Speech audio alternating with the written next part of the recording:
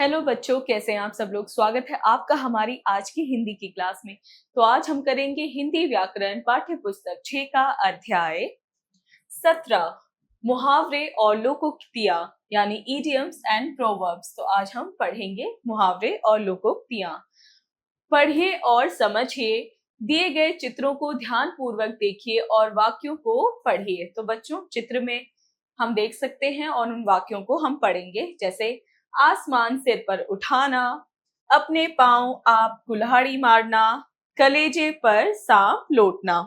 यहाँ चित्र के नीचे लिखे वाक्य पर ध्यान दीजिए।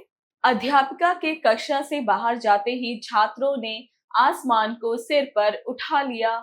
इसका अर्थ यह है कि बच्चों ने बहुत अधिक शोर मचाना शुरू कर दिया। इसका अर्थ ये नहीं है कि बच्चों ने अपने सिर पर आसमान रख लिया। दूसरा उदाहरण है कि राम ने नौकरी को ठुकराकर अपने पांव में आप कुल्हाड़ी मार ली। इसका अर्थ है कि राम ने नौकरी को ठुकराकर अपना बड़ा नुकसान कर लिया। अर्थ ये नहीं होगा कि नौकरी छोड़कर उसने कुल्हाड़ी से अपने पांव काट लिए। तीसरा उदाहरण है कि पड़ोसी की तरक्की देखकर शर्मा जी के कलेजे पर सांप लौटने लगा। इसका अर्थ होगा कि पड़ोसी की तरक्की देखकर शर्मा जी ईर्ष्या से जल भुन गए। इसका अर्थ ये नहीं होगा कि पड़ोसी की तरक्की देखने पर कोई सांप आकर शर्मा जी के कलेजे पर लौटने लगा। इसलिए हम कह सकते हैं कि मुहावरा अपने शाब्दिक या प्रचलित अर्थ छोड़कर विशेष अर्थ ग्रहण करता है। इसे हम लाक्षणिक अर्थ प्रदान करना भी कहते हैं। तो बच्चों, हमने क्या जाना, मुहावरे कैसे होते हैं। हमने देखा कि मुहावरों का प्रयोग किस तरीके से हो रखा है और उनमें क्या है, कैसे शब्द आ रखे हैं, लेकिन उसका जो है अर्थ उन शब्दों से रिलेटेड नहीं है, उसका अर्थ अलग ही होता है, विशेष अर्थ होता है। जैसे कि आसमान सर पर उठाना, हमें सुनने में लग रहा है कि किसी ने आसमान सर पे उठा लिया, लेकिन उसका अर्थ क्या होता है, शोर मचाना। उसी तरह कलेजे पर सांप लौटना, इसका अर्थ ये नहीं होता है कि किसी के कलेजे के ऊपर जो है सांप लौट रहा है, इसका मतलब है जलना, ईर्ष्या करना। तो बच्चों, इसी तरह हमने जाना कि मुहावरे क्या करते हैं, वो कोई विशेष अर्थ को बताते हैं, ना कि सामान्य अर्थ को बताते हैं। अब आइए कुछ मुहावरों के साथ उनका वाक्य प्रयोग भी देखें। पहला, आंखें चुराना, बचने का प्रयास करना। आजकल राकेश लोगों से आंखें चुराता फिर रहा है, कुछ बात तो है। तो बच्चों, हमने क्या देखा, आंखें चुराने का मतलब ये नहीं है किसी की आंखें चुरा ली हैं। आंखें चुराने का मतलब है कि बचना, यानी कि किसी की नजरों से बचना। तो इसका वाक्य प्रयोग कैसे हुआ, आजकल राकेश लोगों से आंखें चुराता फिर रहा है, कुछ बात तो है। दूसरा, आकाश पाताल एक करना, अत्यधिक प्रयास करना। निशा ने IAS बनने के लिए आकाश पाताल एक कर दिया था, अतः भगवान ने भी उसकी सुन ली। तीसरा, अक्ल पर पत्थर पड़ना, दिमाग से काम न लेना। पिताजी ने पुत्र को डांटते हुए कहा, तुम्हारी अक्ल पर पत्थर पड़ गया था जो अधिकारी से उलझकर नौकरी गंवा बैठे। चौथा, ईद का चांद होना, बहुत दिनों के बाद दिखाई पड़ना। अरे मित्र, तुम तो बिल्कुल ईद का चांद हो गए हो जो लंबे समय बाद दिखाई दे रहे हो। पांचवा, अपना उल्लू सीधा करना, अपना मतलब निकालना। आजकल सभी अपना उल्लू सीधा कर रहे हैं, नैतिकता की तो कोई बात ही नहीं रह गई है। 6, आंखों का तारा होना, बहुत प्यारा। मनोज अपने माता पिता की आंखों का तारा है। 7, कान भरना, चुगली करना। राधिका हमेशा लता के खिलाफ अध्यापिका के कान भरती रहती है। 8, कमर कसना, तैयार होना। पिताजी ने पुत्र से कहा, यदि तुमने डॉक्टर बनने का सपना देखा है तो तुम्हें अभी से ही कमर कसनी होगी। 9, गागर में सागर भरना, थोड़े में ही अधिक कह देना। कविवर बिहारी जी ने गागर में सागर भर दिया था, उनके छंद इतने अधिक प्रभावी हैं। 10, पांचों उंगलियां घी में होना, लाभ ही लाभ। वर्मा जी का धंधा तो चल ही रहा था, बेटे और बहू भी कमाने लगे हैं, अब तो उनकी पांचों उंगलियां घी में हो गई हैं। 11, डंके की चोट पर कहना, साफ साफ कहना। श्री राम ने डंके की चोट पर कहा था कि सीता को वे हर हाल में अयोध्या ले आएंगे। 12, बगलें झांकना, उत्तर न दे पाना, सास द्वारा बहू की करतूतों पर प्रश्न पूछने पर वह बगले झांकने लगी। तेरा रामबाण होना अचूक उपाय। भारत ने जो उपाय चीन के साथ किया है वह अब रामबाण साबित हो रहा है। 14 काठ का उल्लू होना एकदम मूर्ख। अध्यापिका जी ने सरिता के उत्तर न दे पाने पर कहा, तुम बिल्कुल काठ की उल्लू हो। 15 कच्ची गोलियां ना खेलना अनुभवी। नरेश ने कहा, मैंने भी कच्ची गोलियां नहीं खेली हैं जो तुम मुझे फंसाना चाहते हो। 16 छक्के छुड़ाना बुरी तरह से पराजित करना। भारतीय खिलाड़ियों ने विरोधी टीम के छक्के छुड़ा दिए। 17 आसमान टूटना भारी विपत्ति आना। कोरोना से पिता की मृत्यु हो जाने से कृपा शंकर पर तो आसमान ही टूट गया। 18 हवाई किले बनाना कल्पनाएं करना। कुछ लोग केवल हवाई किले बनाकर जीते हैं जबकि वास्तविकता में तो उसे सही ढंग से बनाना होगा। 19 उंगली उठाना आरोप लगाना। किसी पर भी उंगली उठाने से पूर्व स्वयं पर विचार करना चाहिए। 20 अपने मुंह मियां मिट्ठू बनना अपनी बड़ाई स्वयं करना। हमें अपने मुंह मियां मिट्ठू नहीं बनना चाहिए बल्कि दूसरे लोग जब हमें सराहें तब स्वयं का कार्य उचित होता है।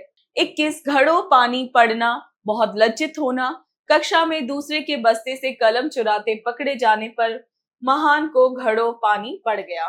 22 कान का कच्चा होना हर किसी की बात पर विश्वास कर लेना।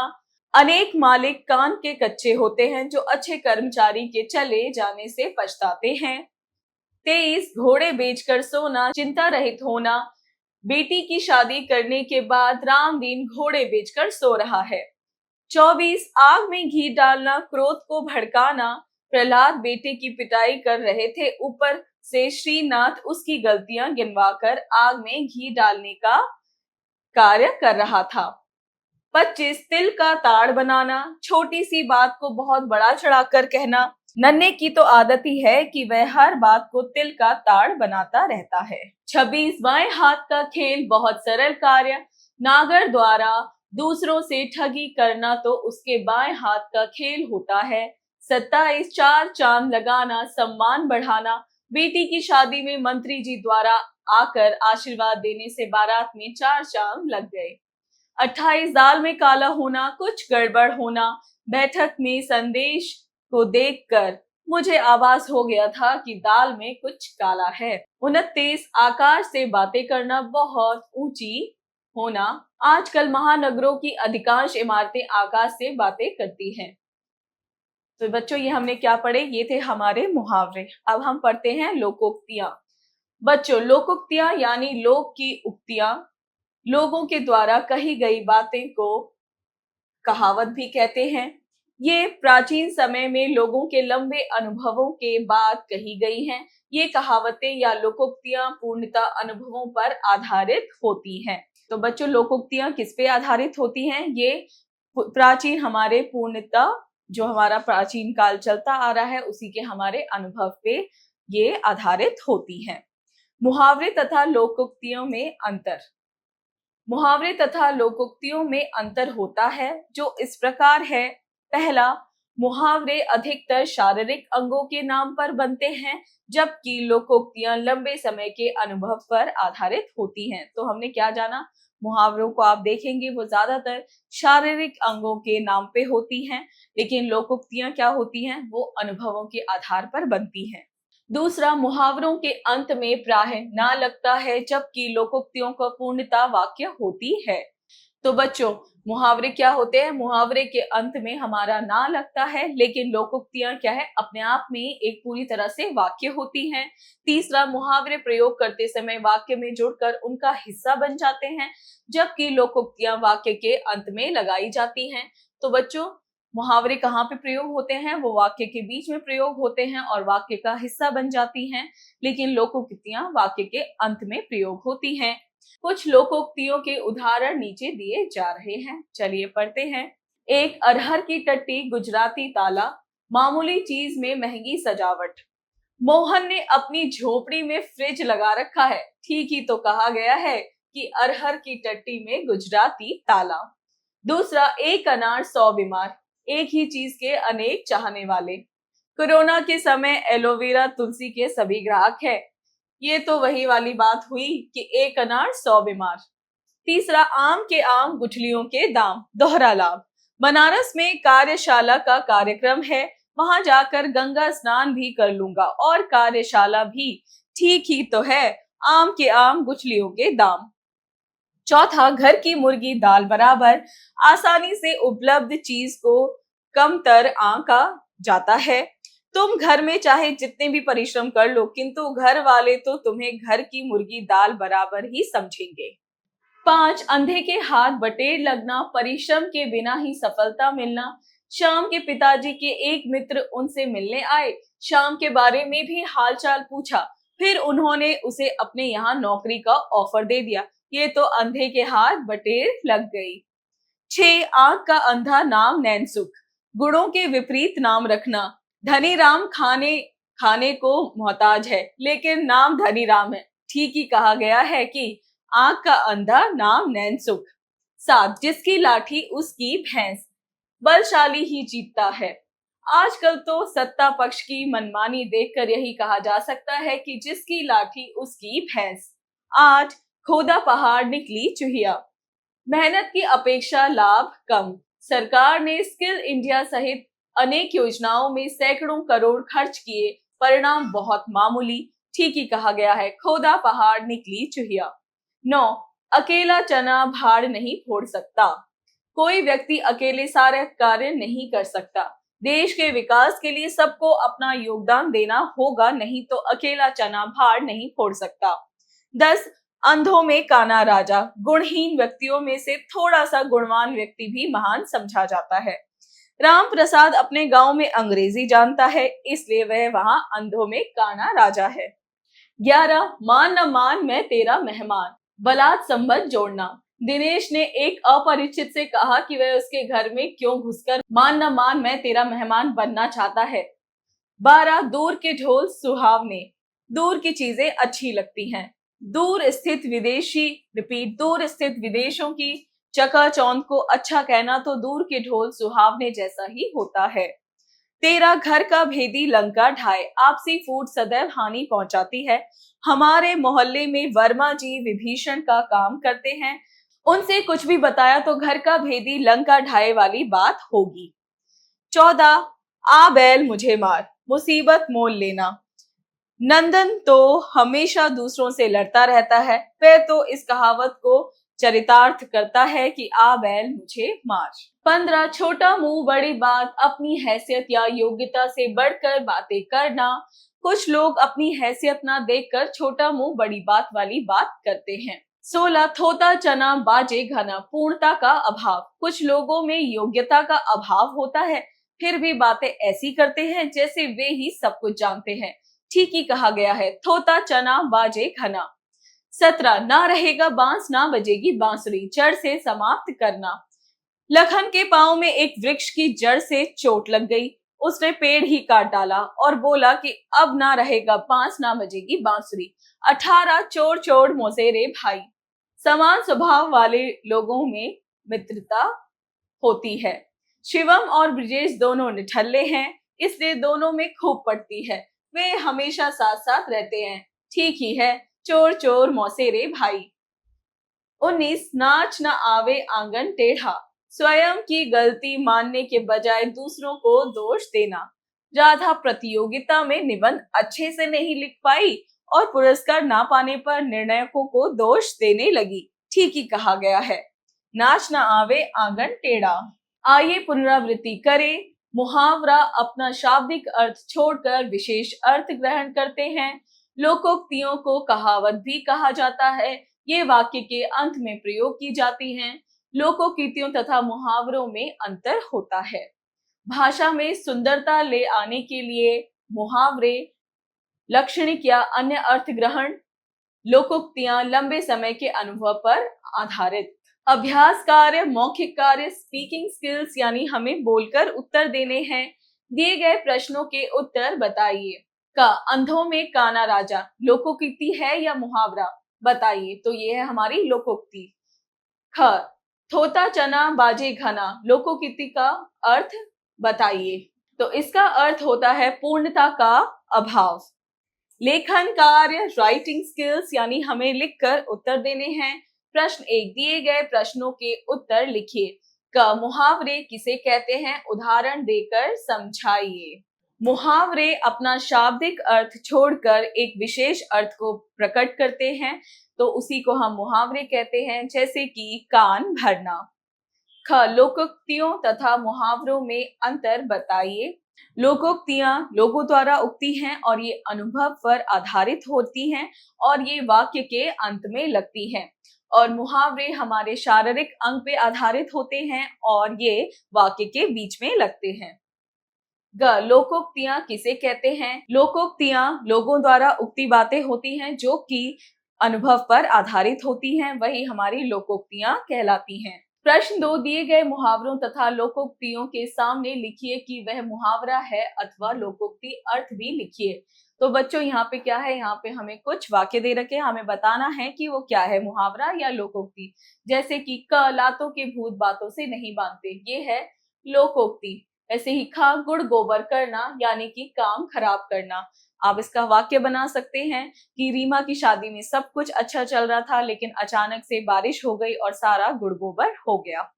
तो इसी तरह बच्चों आप बाकी के जो है वाक्य भी पढ़ेंगे और बताएंगे वो लोकोक्ति है या है हमारा मुहावरा, और वाक्य बनाएंगे। प्रश्न 3, दिए गए मुहावरों को उनके सही अर्थों से मिलाइए। तो हमें मुहावरे दे रखे हैं और हमें उनके अर्थों से मिलाना है। जैसे क, पलकें झुकाना, शर्म करना।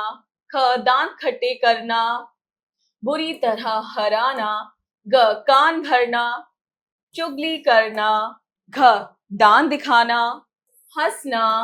ड़, गुर्दे छीलना, कड़ी सजा देना। च, पंगा लेना, दुश्मनी मोल लेना। प्रश्न 4, दिए गए चित्रों को पहचान कर उनके मुहावरों से मिलाइए। तो बच्चों हमें क्या करने हैं, हमें नाम दे रखे हैं और चित्र दे रखे हैं, तो हमें उनको उनके सही नाम से मिलाना है। जैसे कि क है, एक लड़का है जिसने आसमान सर पर उठा रखा है, तो इसका होगा आसमान सिर पर उठाना। ख, एक लड़की है जो कि एक और लड़की को उंगली पर नचा रही है, तो ये क्या होगा, उंगली पर नचाना। ग, एक लड़का है जो ढोल पीट रहा है, तो ये क्या होगा, ढोल पीटना।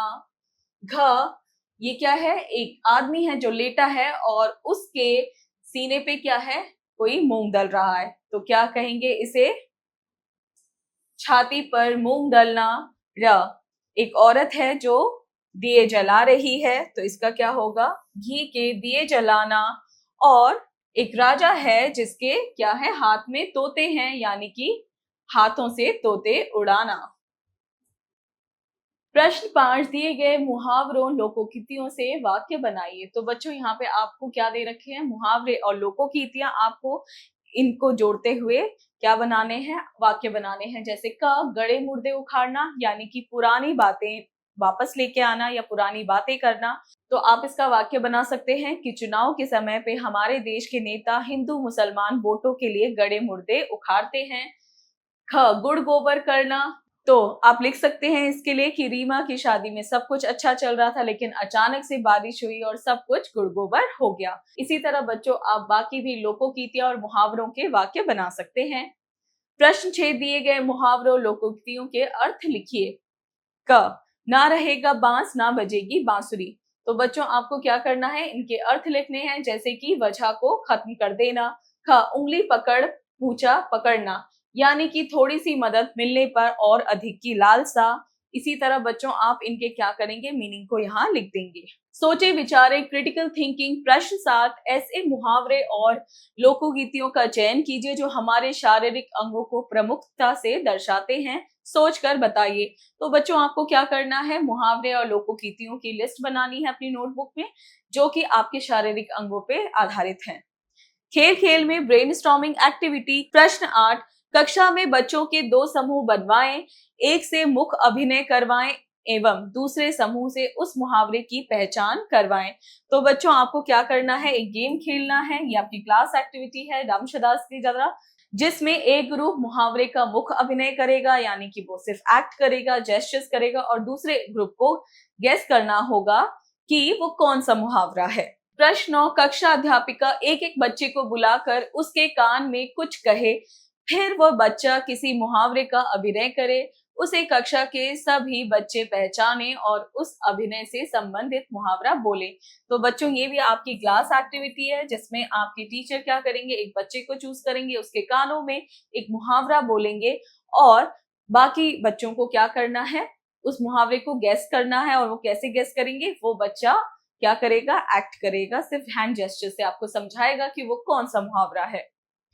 प्रश्न 10, अपनी पाठ्य पुस्तक में से मुहावरे और लोकोक्तियां छांटकर कॉपी में लिखिए। तो आपको क्या करना है, पाठ्य पुस्तक में से जो मुहावरे हैं और लोकोक्तियां हैं उसको आप अलग अलग छांट कर लिखेंगे। प्रेरणादायक मूल्य, मुहावरे और लोकोक्तियां बहुत कम शब्दों में अपने प्रभावी स्वरूप को दर्शाते हैं। ठीक उसी प्रकार मनुष्य को भी अपने व्यक्तित्व और व्यवहार को बहुत कम शब्दों में अपनी भाषा के माध्यम से प्रभावी रूप में दर्शानी चाहिए। यानी कि हमें क्या करना चाहिए, हमें अच्छे शब्दों का चयन करना चाहिए। इसके लिए हमें बहुत सारे शब्द भी पता होने चाहिए और उससे क्या होता है, आपकी जो व्यक्तित्व है वो और भी ज्यादा प्रभावशाली बनता है। इसी के साथ बच्चों, ये पाठ हुआ आपका पूरा और मिलते हैं अगली क्लास में।